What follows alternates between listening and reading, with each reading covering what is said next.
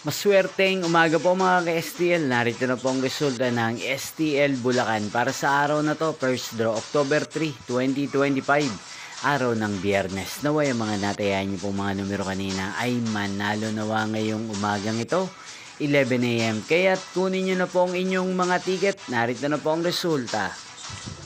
Ang mga numerong nanalo sa STL Bulacan ngayong umagang ito, October 3, 2025.